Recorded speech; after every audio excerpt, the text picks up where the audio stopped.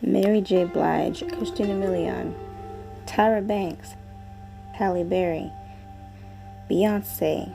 Okay, black people can be beautiful, but their hair still isn't accepted, not even in this hair magazine. We're biologically predisposed as black people to have tight, call them what you will, naps, curls. That's something in our biological makeup that makes us black, that makes us Nubian. And we press it out, we perm it out. Oprah would be revealed as a saint when she dies. When's the last time anyone saw her own hair?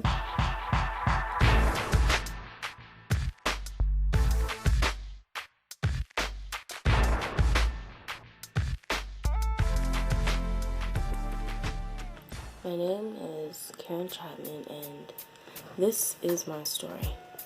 I knew that I wanted to shave it. Me cutting off my hair like this was the beginning of change. Personally, I wanted to detach myself from my hair. The truth is, I never felt comfortable in my natural hair. Going to the hair store was like an alternative for me, like a breakthrough, because I would go and see racks and racks and racks of options of hair that I've always wanted. When I go to the hair store, I look for the hair that looks the most natural, the hair that looks the most real. I try to buy beauty because obviously I don't possess it. But we want what everybody else has. You want the long hair, so you go and buy a wig, you go and buy the extensions, you go and all you spend so much. Look how much money black people spend on hair. $150 for every 3 months. About $200 a month, and weaves and wigs. And, yeah. But I'm always constantly worried about my hair. I've got tons of products for my hair, so. I like to have a different look at all times. That's why we change it a lot. And I spend a lot of money doing that. I think it's just because it's part of who you are. And, you know, if you have great hair, you kind of feel great. So on average, how much do you think your customers spend a month? Really not know, but some people about $100, some people $200. It all depends. But mostly $100 a month, I think, on hair. Oh, God.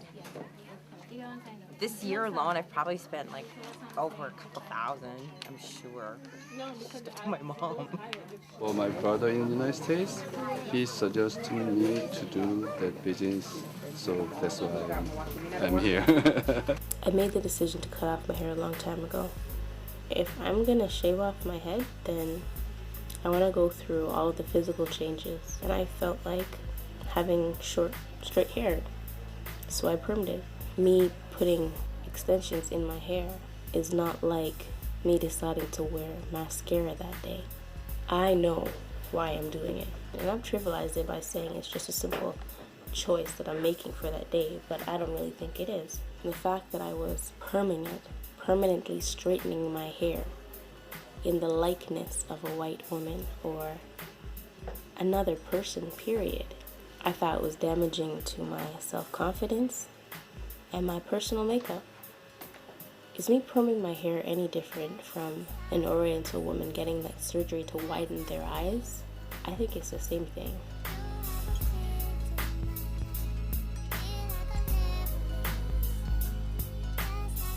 I need that personal emancipation for myself. I need to know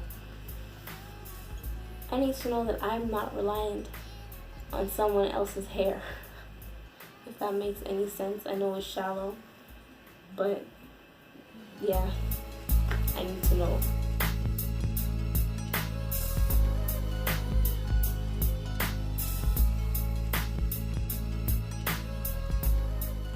The whole thing with hair and black women is a really contradictory one, because I truly think that people should be allowed to experiment, play, and to see the ways in which we fashion our bodies as something that doesn't have to be always so serious. On the other hand, we know that there's a very particular history that tells black women that some of the main features about their bodies are not attractive and beautiful, and therefore they have to change them, adapt them to make them fit what basically are European standards of beauty.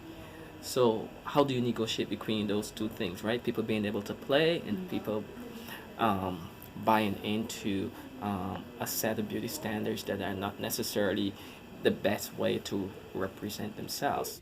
One of my dreaded trips to the hair store. This little black girl standing there. She's talking to her mom. I turn over to this reason voice, Mommy, Mommy, can I have this hair? Can I have that hair? I turn around.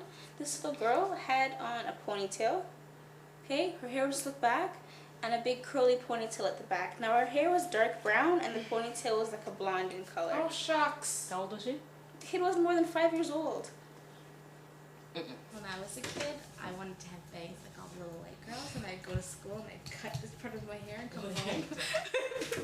And I'd tell my mom, I'm like, I don't know how that keeps happening. So I had like a tuft of hair like right here. Those were my bangs. Hair has always been a thing, you know. I turned 7. My mom didn't want you to have kinky hair anymore. You can have nice hair now. So we permed my hair at 7. Then you always had to perm your hair, and then as you got older, you know, you did the braids, and you always had this length. You didn't really fit in with the white people because you weren't white. You didn't have hair like them, but you were beautiful because you kind of had hair. Once you start comparing, if I compare myself to Susie, right? Then I look at the TV and all I see is Susie. And I look at a magazine and all is in the magazine is Susie. I'm starting to think, wait a minute. I'm not Susie. I'm ugly. I don't look good. This isn't nice. Blah, blah, blah. So you lack in comparison.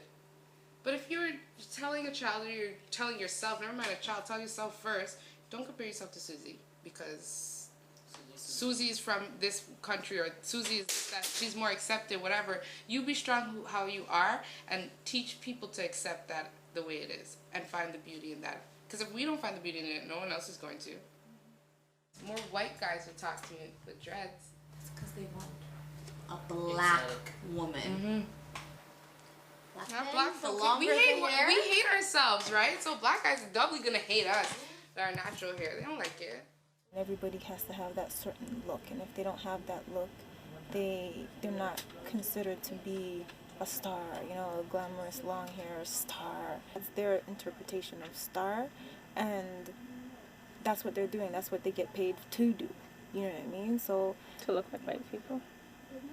can't say it out loud. They have that embedded in them. Okay, you have to look glamorous, and I guess Hollywood's interpretation of glamorous is long hair, fake eyes, long nails, fake nails. You know what I mean? Shiny clothes. So they're just going with what they have to go with to get paid. I think you only have to look at Hollywood. You just look at the women who are cast as leading women when they're opposite black men. A lot of them, it's just like the little drop of black blood in them, and you're kind of going, what is she? What is she? The exotic type. When we are casting attractive, hot women, I find myself going through the books and going, oh, she's pretty, let's get her. And 9 out of 10, the women who I'm looking at are light-skinned with long hair, and I have to check myself and go, hold up. That's how deep it goes. Yeah, and that's how deep it goes. And this is someone who, quote unquote, is conscious.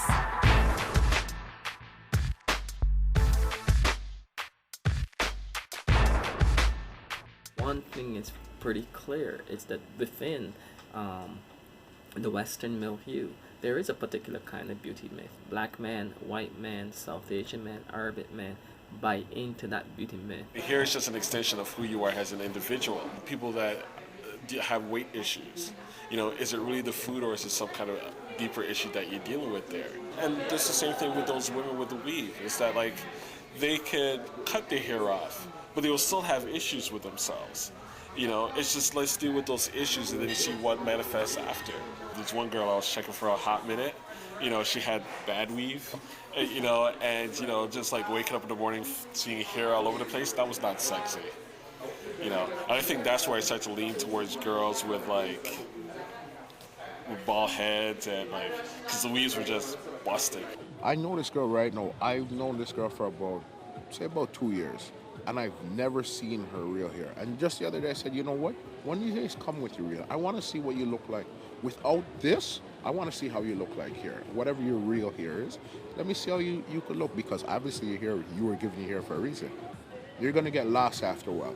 You're not, when you see your own hair, you're not going to like it no more because you're so used to this now that you're not even going to recognize yourself after a while.